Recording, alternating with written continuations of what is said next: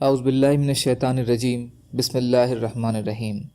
رب اشرح لی صدری ویسر لی امری واحلل عقدۃ من لسانی یفقہوا قولی۔ ریاض الصالحین حصہ اول، کھلے اور چھپے ہوئے کاموں اور حالات میں نیک نیتی کا ہونا ضروری ہے۔ یقین اور اللہ پر بھروسے کا بیان۔ حضرت ابو امارہ برا بن عازب رضی اللہ تعالی عنہ روایت کرتے ہیں کہ رسول اللہ صلی اللہ علیہ وسلم نے فرمایا، اے فلاں، جب تو اپنے بستر کی طرف جاگ پکڑے یعنی لیٹ جائے تو یہ پڑھ لیا کر، اے اللہ، میں نے اپنا نفس تیرے سپرد کر دیا ہے اور اپنا چہرہ تیری طرف متوجہ کر دیا ہے اور اپنا معاملہ تجھے سونپ دیا ہے اور اپنی پیٹھ تیری طرف لگا لی ہے، تیری طرف رغبت کرتے ہوئے اور ڈرتے ہوئے، تیری گرفت کے مقابلے میں تیرے سوا کوئی شرن ستھلی اور مقام نجات نہیں۔ میں تیری اس کتاب پر ایمان لایا جو تو نے نازل کی اور اس پیغمبر کو مانا جسے تو نے بھیجا۔ پھر آپ صلی اللہ علیہ وسلم نے فرمایا، تو اگر تجھے تیری اس رات میں موت آ گئی تو تجھے فطرت اسلام پر موت آئے گی، اور اگر تو نے صبح کی یعنی موت نہ آئی تو تو بھلائی کو پہنچ گیا۔ بخاری و مسلم۔ اور حضرت برا بن رضی اللہ تعالیٰ عنہ ہی سے صحیحین بخاری و مسلم کی ایک اور روایت میں ہے کہ رسول کریم صلی اللہ علیہ وسلم نے فرمایا، جب تو اپنی بستر پر جانے لگے تو نماز کے وضو کی طرح وضو کر، پھر اپنی دائیں کروٹ پر لیٹ جا اور یہ پڑھ، اور اس دعا کا ذکر کیا جو ابھی گزری ہے۔ پھر آپ نے فرمایا، ان کلمات کو اپنی آخری گفتگو بنا، یعنی ان کلمات کے بعد سونے کے علاوہ کوئی گفتگو نہ کرنا۔ فائدہ: رات کو سوتے وقت وضو کر کے سونا بہتر ہے۔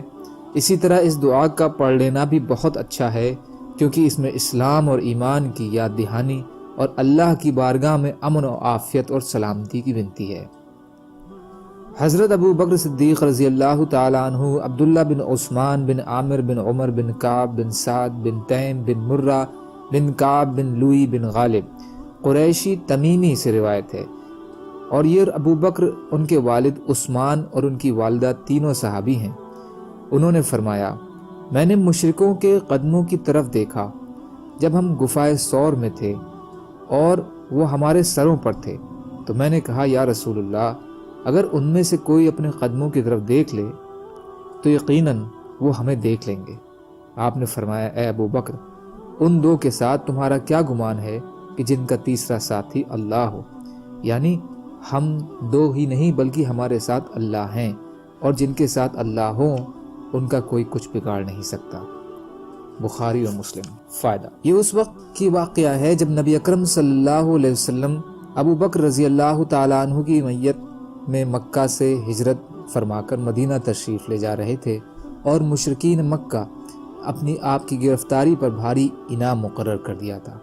جس کے لالچ میں لوگ آپ کی تلاش میں گھوم رہے تھے، یہاں تک کہ یہ مشرکین اس گفا کے دہانے تک پہنچ گئے جہاں آپ دونوں نے آرام کرنے کے لیے پناہ لی تھی۔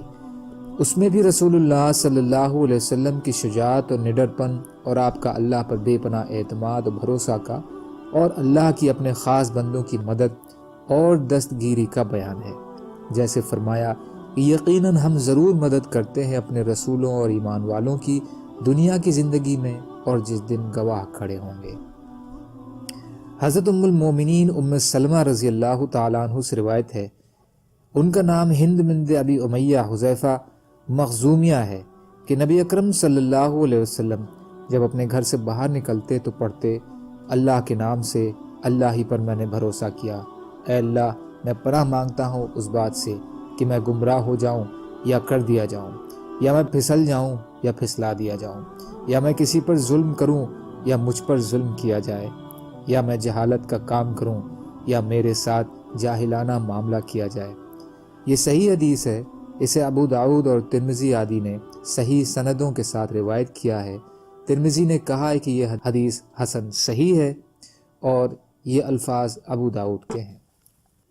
سبحان اللہ و بحمدہ، سبحانک اللہم و بحمدک، اشہد ان لا الہ الا انت، استغفرک و اتوب الیک۔ سبحان ربک رب العزت عما یصفون وسلام علی المرسلین والحمد للہ رب العالمین، برحمتک یا ارحم الراحمین، لا الہ الا اللہ محمد رسول اللہ۔